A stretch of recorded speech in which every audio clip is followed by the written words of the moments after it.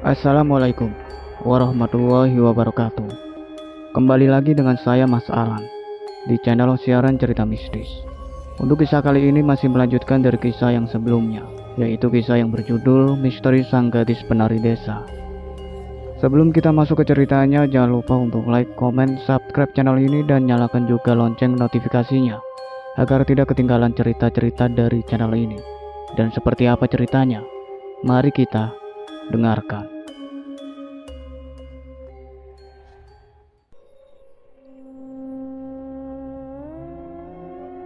Wah, bau apa ini? Suasana sanggar menjadi riuh usai tercium bau busuk. Semua orang mengendus, coba mencari sumber bau tersebut. Apa ada bangkai tikus ya? Entahlah, busuk sekali. Handoko juga mencium tapi ragu hendak bertanya, sebab bau busuk itu berasal dari tubuh sahabatnya. Sementara Ayu tidak mencium apa-apa. Kalian kenapa? Tanya Ayu kepada rekan satu sanggarnya. Bau bangkai. Kamu tidak menciumnya? Hah? Mana? Aku tidak mencium apa-apa. Rekannya masih terus mengendus lalu memandangi Ayu dari atas hingga ke bawah. Ada apa? Tanya Ayu penasaran. Sepertinya baunya dari badanmu. Hah? Gak mungkin. Aku sudah mandi kok. Pakai parfum juga. Rekan kerjanya mulai mengendus bergantian dan semuanya sepakat kalau bau itu memanglah berasal dari tubuhnya. Han, Ayu memanggil sahabatnya untuk menanyakan perihal bau itu. Apa Yu? Menurutmu apa aku bau? Itu memang tercium bau bangkai sih, tapi aku tidak yakin berasal dari tubuhmu atau bukan. Ayu mengendus tangan dan pundaknya, namun tetap tidak mencium apa-apa. Jangan dipikirkan, kita latihan saja. Ayu mengangguk kepala. Karena bau busuk itu, latihan jadi berantakan. Semua orang menutup hidung mereka seraya menjauh diri dari Ayu. Ayu yang tidak mengerti hanya bisa menatap bingung pada rekan-rekannya yang lain. Kamu sangat bau Yuk, seru salah seorang penabuh gamelan yang lekas disusul oleh yang lainnya. Iya, bener. Ayu bau. Abis ngapain sih Yuk? Hal itu terus bersaut-sautan hingga Pak Slamet menghentikannya. Sudah, lanjutkan latihan, ucap Pak Slamet lalu berpaling menatap Ayu. Kamu ikut saya Ayu, ajak Pak Slamet kemudian. Keduanya pun berjalan ke sisi lain dari sanggar, menjauh dari para kru yang lain. Maaf Ayu, bukannya tidak sopan, tapi kamu sudah mendengar apa yang dikatakan rekan-rekan kita yang lain. Benarnya, bau busuk ini dari mana asalnya? Maksud saya, kenapa tubuhmu bisa mengeluarkan aroma seperti ini? Saya sendiri juga tidak mengerti Pak, karena saya tidak bisa mencium bau busuk itu dari tubuh ini. Ayu mengendus tubuhnya. Menurut penciuman saya, semuanya baik-baik saja. Sama sekali tidak ada aroma busuk seperti yang mereka keluhkan. Pak Slamet terdiam sesaat. Jika memang seperti itu, maka sudahlah. Ini bukan masalah besar. Pulang saja dulu, mandi, luluran atau apapun, bau itu pasti menghilang dengan cepat. Mungkin memang sedang tidak stabil saja. Oh iya, jangan lupa kalau besok ada pertunjukan, jangan sampai datang terlambat. Sudah banyak yang menanti-nantikan. Baik Pak. Tolong jangan diambil hati ucapan para rekan-rekan yang lain. Tetap profesional dan jangan sampai ada lagi keributan. Iya, saya mengerti. Ya sudah, pulanglah. Iya Pak. Pak Slamet kembali menghampiri para kru untuk melanjutkan latihan, sementara Ayu berjalan lunglai meninggalkan sanggar dengan berjuta tanya dalam benaknya. Ayu pergi ke salon untuk melakukan serangkaian perawatan, mulai dari SPA hingga masker. Berharap bau busuk di tubuhnya bisa lenyap. Meski para pegawai salon bersikap normal, namun Ayu tahu kalau mereka menahan bau busuk yang keluar dari tubuhnya. Ayu tidak peduli sebab di sana ia adalah pelanggan yang harus mendapatkan pelayanan prima. Entah berhasil atau tidak, Ayu merasa puas dengan pelayanan yang diberikan. Ia pun pulang untuk beristirahat sebab besok ada pertunjukan yang menantinya. Yuk, kamu baik-baik saja kan? Tanya Handoko dalam pesan singkatnya. Mana mungkin baik kan? Semua orang menganggapku bau. Pasti kamu juga ya? Jangan berpikir berlebihan, fokus saja pada pertunjukan besok. Tentu saja, aku habis perawatan juga kok. Bau busuk itu pasti telah menghilang. Iya, sekarang cepat tidur ya. Iya. Memang hanya Handoko yang akan selalu berdiri di pihakku. Gumam Ayu sembari merebahkan tubuhnya ke ranjang. Hari pun berganti. Ayu bersiap untuk berangkat ke lokasi pertunjukan. Sebenarnya masih ada kekhawatiran perihal bau busuk yang muncul dari tubuhnya. Namun, sudut hatinya yang lain seolah menenangkan. Setelah apa yang Ayu usahakan, bau busuk itu tentu telah menghilang, pikirnya demikian. Semoga saja begitu, ucap Ayu di dalam hati. Tiba-tiba, jantungnya bergedup dengan cepat kala berjalan menghampiri rekan-rekannya yang tengah sibuk bersiap. Batinnya seolah menanti respon apa yang akan ia terima nanti. Ayo, sini, cepat ganti busana dan perbaiki riasanmu, pinta Pak Slamet. Iya Pak. Ayu pun duduk, mulai melakukan apa yang seharusnya ia lakukan sembari berharap-harap cemas. Namun ternyata, tiada satupun rekan kerjanya yang mengeluhkan tentang bau itu. Ayu memandang ke sekeliling lalu kembali fokus pada riasannya sendiri. Apa karena sibuk jadi mereka mengabaikan bau badanku? Tanya Ayu pada dirinya sendiri yang lekas ia sanggah sendiri. Tidak mungkin. Dengan jarak sedekat ini, jika memang aku bau, mereka pasti sudah terpengaruh. Itu tandanya tubuhku sudah tidak bau. Ayu pun mengulas senyum, lega, seraya terus melanjutkan agenda meriasnya. Sekitar 1 jam kemudian, semuanya telah siap dan pertunjukan pun dimulai. Pada awalnya semua berjalan dengan lancar, namun setelah setengah jam berselang, satu persatu penonton mengendus satu sama lain. Bau busuk mulai tercium kembali. Ayu cukup gusar, tapi ia berusaha untuk mengabaikan. Busuk, bau busuk. Bangkai apa ini? Busuk sekali. Kenapa tiba-tiba ada bau busuk? Apa ada tikus yang mati? Masa iya tiba-tiba begini? Para penonton mulai membicarakan perihal bau busuk yang menyengat. Para kru sanggar pun mulai menciumnya juga seraya lekas melirik ke arah Ayu. Ayu mulai tidak nyaman dan konsentrasinya pun buyar. Tariannya berantakan, lalu berhenti di tengah jalan sebab para penonton mulai meributkan tentang bau busuk yang teramat menyengat. Gila, bau apa ini sebenarnya? Menusuk sekali ke hidungku. Iya, mengganggu suasana saja. Pembawa acara mencoba menenangkan keadaan dengan mengatakan kalau penyelenggara acara sedang mencari sumber bau tersebut. Ia pun meminta maaf karena pertunjukan menjadi terganggu.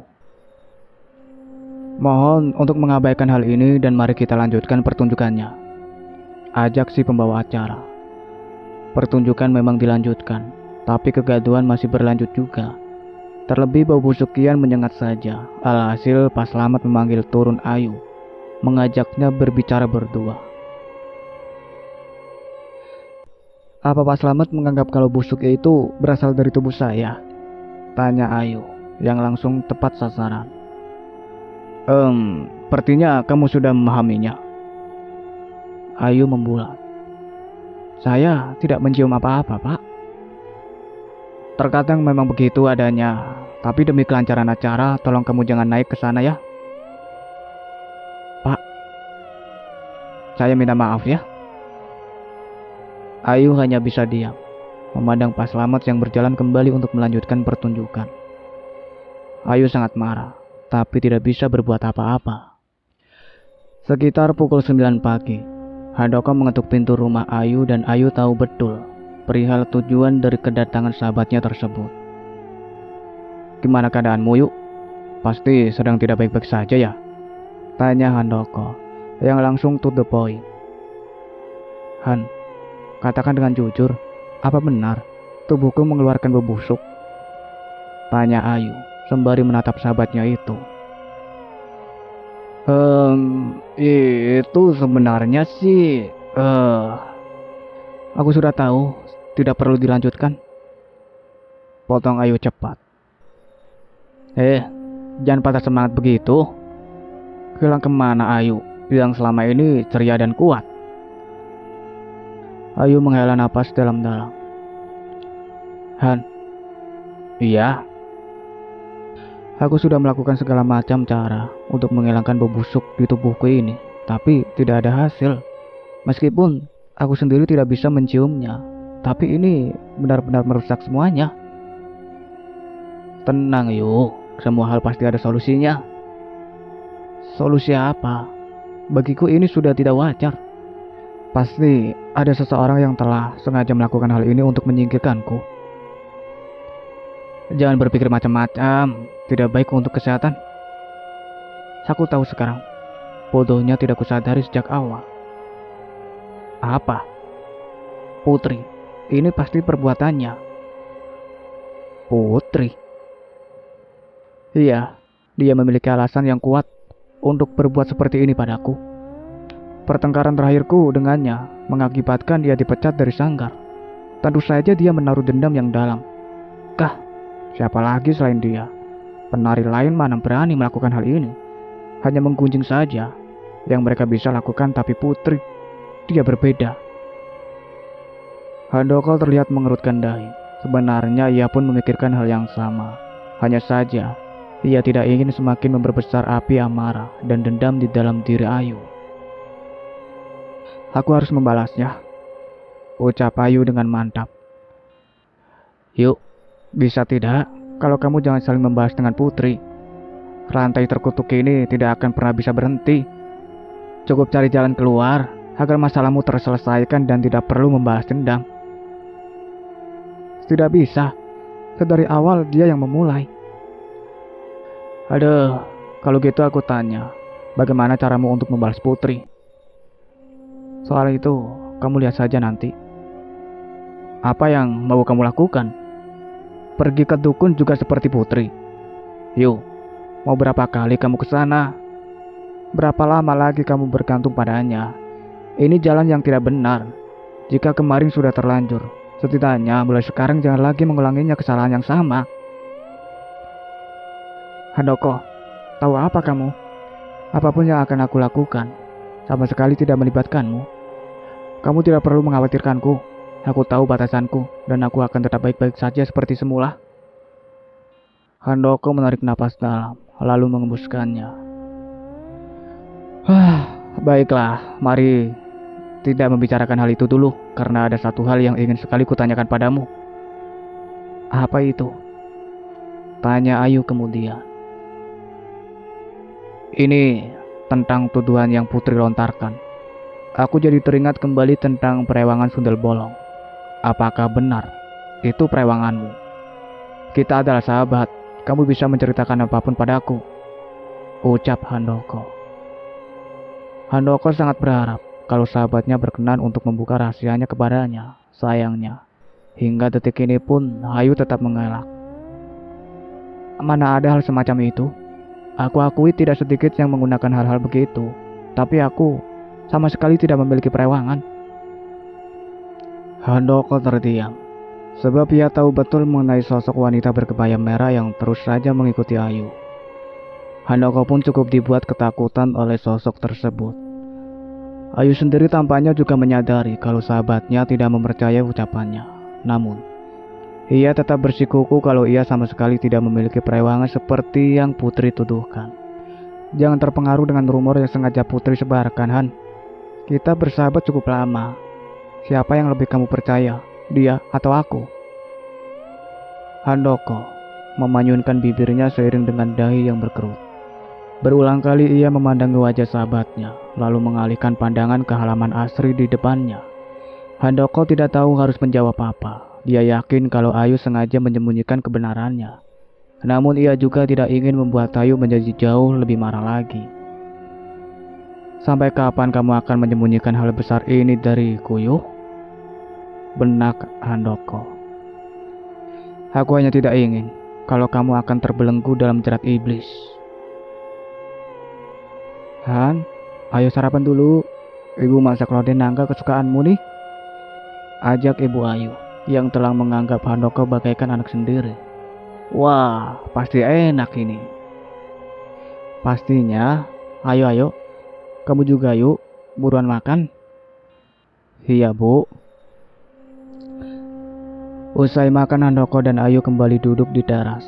Kali ini mereka sama sekali tidak membahas perihal bau busuk yang sedari tadi menjadi topik pembicaraan. Keduanya berbincang santai, membahas apa saja yang ringan. Tentang banyak hal hingga topik utama tadi menjadi terlupakan. Sesekali canda tawa terdengar. Handoko juga menanyakan perihal hubungan Ayu dengan Mas Arif. Ayu mengatakan kalau keduanya menjalani hubungan yang serius. Kalian akan menikah?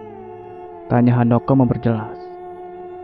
Tentu saja, tujuan terakhirnya adalah pernikahan. Tapi sampai detik ini, aku masih belum bersedia untuk menggelar acara lamaran. Kenapa? Masih ada target yang ingin kucapai, setidaknya harus terlaksana sebelum aku menikah. Termasuk juga rumah ini harus selesai dibangun dulu dan setidaknya membuat keluarga bercukupan. Baru setelah itu, aku mau menikah. Jujur, aku khawatir kalau pernikahan hanya akan menjadi penghalang untuk melakukan banyak hal di keluargaku ini.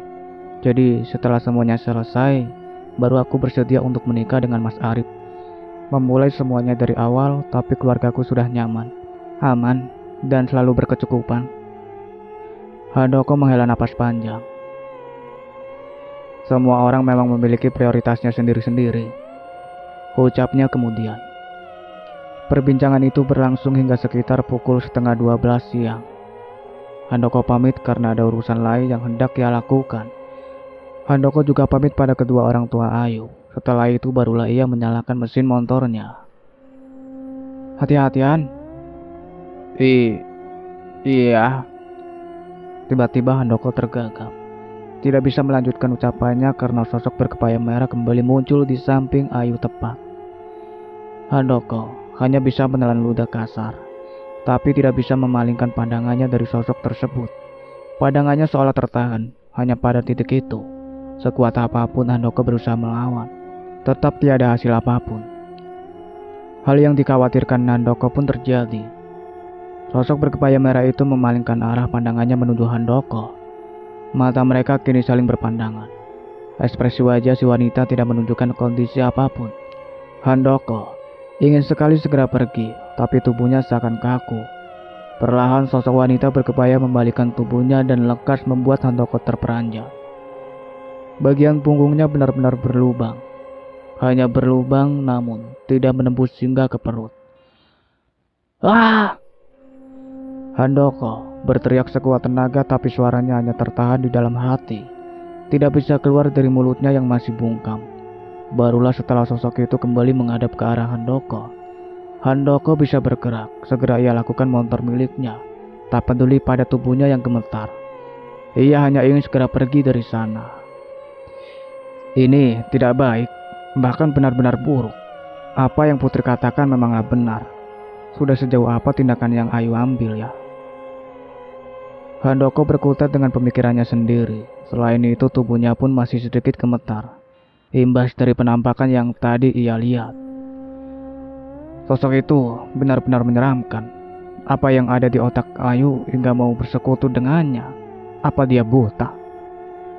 Handoko cukup kecewa, sekaligus khawatir. Bagaimanapun ia dan Ayu begitu dekat layaknya saudara. Tentu ia tidak ingin ada hal buruk yang menimpanya. Bagaimana sebaiknya ya? Cara apa yang bisa kugunakan untuk menyadarkannya? Sebelum-sebelumnya, dia selalu mementahkan semuanya, membantah dan terus mengelak. Jika dia saja enggan untuk mengakui, bagaimana pembicaraan ini bisa sampai pada inti? Bicara baik-baik pun rasanya tetap susah. Handoko menghela napas dalam. Suasana sanggar kembali riuh ketika Ayu datang. Hari ini memanglah jadwal untuk latihan. Alasan keriuhan itu tak lain dan tak bukan dikarenakan aroma tubuh Ayu yang masih berbau busuk. Begitu menyengat ke indera penciuman. Awalnya, para kru hanya sekedar berbisik pelan, namun lambat laun mulai memberikan teguran. Bahkan, teguran yang tadinya pelan perlahan mulai menjadi cibiran dan suasana sanggar menjadi tidak terkendali. Untuk yang sekian kali, Handoko berdiri paling depan untuk membela sahabatnya. Meski demikian, satu orang saja tidaklah cukup. Para kru yang lain menginginkan Ayu untuk pergi. Alhasil, Pak Slamet harus turun tangan untuk menyelesaikannya. "Pak, apa yang harus saya lakukan?" tanya Ayu dengan wajah yang mengiba. Pak Slamet menghela napas berulang kali sembari sesekali menahan napasnya karena tidak tahan dengan bau tubuh Ayu. "Saya tidak tahu apa yang terjadi, Pak," imbuh Ayu. Iya, saya mengerti. Tapi ini juga demi kebaikan bersama. Sebaiknya kamu di rumah dulu saja, sampai kamu bisa memecahkan masalah ini. Karena berapa banyak pun parfum yang disemprotkan, bau tubuhmu tetap tidak berubah. Sejujurnya, saya juga tidak mengerti. Bukan salahmu juga, tapi yang saya pikirkan jauh lebih luas. Bukan sekedar kenyamanan saat latihan, melainkan saat pertunjukan juga. Kamu sudah lihat sendiri apa yang para penonton keluhkan. Saya tidak bicara omong kosong padamu, semua ini adalah fakta. Kamu memang ada daya tarik terbesar untuk pertunjukan kita. Tapi, untuk saat ini sebaiknya kamu temukan dulu solusinya. Sanggar akan selalu menerima, kapanpun kamu siap untuk bergabung. Ayu terdiam. Tidak ada sepatah kata pun yang mampu ia ucapkan. Marah, tentu saja ia marah. Sedih, itu sudah pasti. Namun, lagi-lagi ia tidak bisa berbuat apa-apa. Meski menyakitkan, ucapan Pak Slamet adalah fakta yang harus ia terima, meski masih sulit.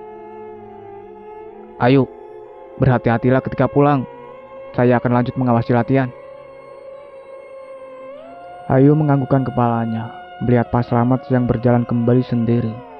Handoko segera bangkit guna menghampiri sahabatnya. Sesuatu yang buruk pasti telah terjadi, pikirnya. Benar saja, Ayu menangis dalam diam. Bulir-bulir air mata tiada hentinya berjatuhan. Handoko lekas memeluk sahabatnya agar menjadi lebih tenang. "Apa salahku, Han?" tanya Ayu seiring dengan isak tangisnya. Handoko hanya bisa menjawab pertanyaan Ayu di dalam hati. "Seandainya kamu mau menuruti saranku, mungkin hal ini tidak akan terjadi. Tolong, sadarlah yuk. Buang jauh-jauh dendammu. Jangan terus-menerus saling mengirimkan balasan dengan Putri. Dia akan lelah dengan sendirinya, atau entah kapan, ia pasti akan mendapatkan balasan dari perbuatannya." Ayu masih terisak dalam dekapan sahabatnya. "Aku antar kamu pulang ya? Atau kamu mau pergi ke suatu tempat? Akan aku temani."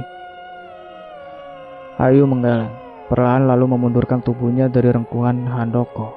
Ia meminta Handoko untuk tetap melanjutkan latihan, dan ia akan pulang sendiri. "Jangan membuat orang-orang tidak senang hanya karena aku. Kembalilah, Han. Aku akan pulang. Aku baik-baik saja. Rumahku dekat, tidak akan ada yang terjadi. Jangan khawatir," ucap Ayu sembari berdiri lalu berjalan ke parkiran. "Ayu, semoga kamu lekas sadar dan kembali ke jalan yang benar," ucap Handoko di dalam hati. Setelah termenung cukup lama di rumah, Ayu bangkit lalu menari seorang diri. Tentu saja berlatih tidak harus dilakukan di sanggar, bukan.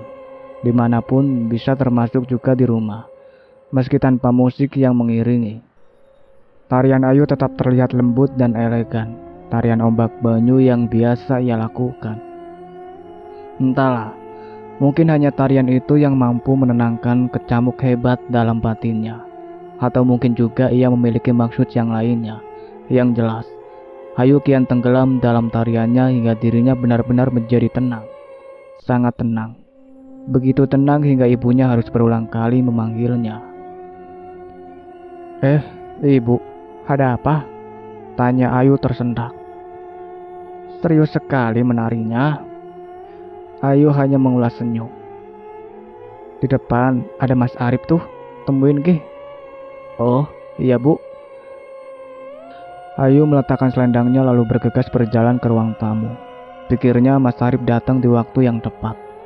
Semua keluh kesahnya dapat ia utarakan. Namun sayang, tatapan Mas Arif saat itu terlihat berbeda. Ayu sendiri menjadi kebingungan. Kamu kenapa, Mas? Kok gitu banget ngeliatin aku? Yuk, kamu, wajahmu kenapa? Tanya Mas Arif yang tak kalah bingungnya. Loh, memangnya kenapa, Mas? Wajahku baik-baik saja. Setidaknya, itulah yang Ayu lihat, berbeda dengan yang Mas Arif lihat. Menurut penglihatan wajah Ayu berubah kusam, tekil dan dipenuhi dengan jerawat. Belum lagi bau busuk yang menyengat. Meski telah berusaha bertahan, Mas Arif tetap tidak kuat. Apa ada yang salah dengan make upmu? Kenapa wajahmu berubah dengan cepat? Sangat dekil dan dipenuhi banyak jerawat. Ucap Mas Arif sembari menutup hidungnya. Jerawat? Ayu bercermin seraya mengusap-usap wajahnya. Namun tidak ada apapun di sana. Mulus seperti sebelumnya. Tidak ada satupun jerawat yang tumbuh. Apa maksudmu, Mas? Tidak ada jerawat di wajahku? Ucap Ayu sembari mendekati wajahnya. Mas Arif seketika mundur sembari terus menutupi hidung. Apa yang kamu lakukan sih? Kok sampai bau seperti ini? Dek. Ayu mengerti. Ia menyadari kalau di hadapan Mas Arif, wujudnya terlihat buruk rupa dan tubuhnya mengeluarkan bau yang busuk. Mas, ini yang mau aku ceritain ke kamu. Ini aneh, Mas. Aku sama sekali tidak bisa mencium bau apapun. Keluargaku pun sama sepertiku. Tapi semua kru di sanggar dan para penonton pertunjukan dapat menciumnya. Bau yang sangat busuk ini pasti hasil dari perbuatan seseorang yang iri kepadaku. Bahkan sekarang, dia membuat wajahku menjadi buruk rupa di hadapanmu. Wajahku baik-baik saja, Mas. Mas Arif hanya diam, mendengar penjelasan kekasihnya. Mas Arif percaya kan sama Ayu? Mas Arif sudah tidak tahan lagi. Soal itu masih perlu diselidiki. Jangan sembarangan menuduh jika tanpa disertai bukti. Oh iya, hari ini aku memang berniat mampir sebentar di sini. Sekalian ke toko, Bapak memintaku membeli beberapa barang. Aku pamit dulu ya, Bapak nungguin di rumah. Mas, baik-baik di rumah, nanti kita ketemu lagi. Mas Arif langsung keluar tanpa berbasa-basi lebih lama lagi. Cukup sekian ceritanya sampai di sini, nantikan kelanjutan ceritanya. Saya akhiri, wassalamualaikum warahmatullahi wabarakatuh.